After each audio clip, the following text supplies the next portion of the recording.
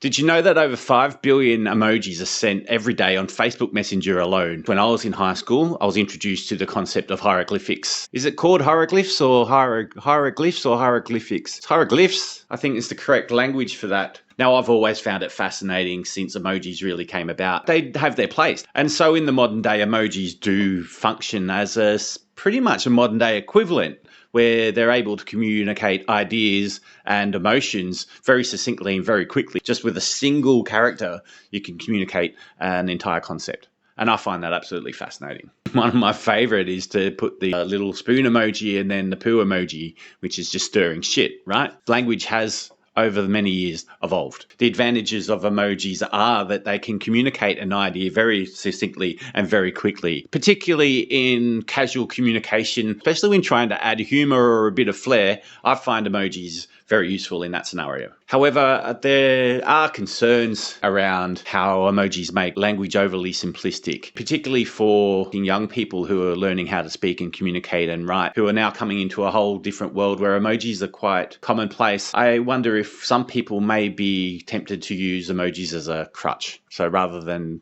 encouraging their own spelling, they can use emojis in place of actually learning to sound out words more effectively. Emojis definitely have their place, and language does evolve. Our language is evolving into such a state that emojis are becoming an integral part of that. On the other hand, today's problems are a consequence of yesterday's solutions.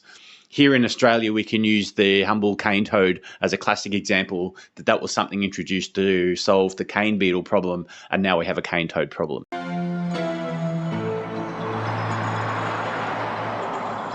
I wonder if we don't have the same issue happening with emojis when it hasn't been considered how they fit into the entire system over the long term, whether they may come with their own consequences down the track. We shall find out, I guess. Emojis do inherently degrade their language. It's very ambiguous what an emoji can mean. They are open to misinterpretation. On the other hand, language generally is anyway. Language does continue to evolve. Language evolves. It changes all the time. I was literally having a conversation today, ironically, about the word literally that I just used. Literally is changing its meaning. I would not be surprised if sometime in the near future the word literally gets redefined in the dictionary, because it is being so commonly used to not mean literally. Literally is being used to exaggerate. The word's used to mean the opposite of what literally means. To say, oh, I literally fell off my chair.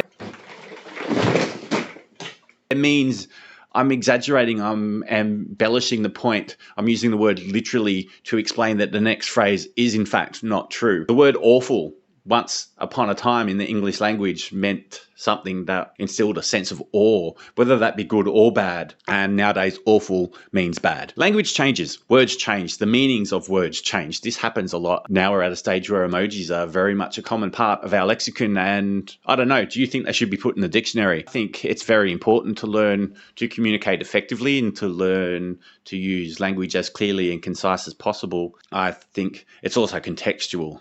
I find them fun and useful and able to convey certain emotions and concepts very quickly. On the other hand, need to be careful with them and use them judiciously. What do you think? I know some people hate them, some people love them. Leave it in the comments. Tell me, what do you think about emojis? And ultimately, my question, I want to know what people think, is should we be putting them in the dictionary and having definitive definitions of what particular emojis means? And will people stick to that? Today's exercise was called Two-Sided Coin. Thanks for joining me, and I'll see you tomorrow.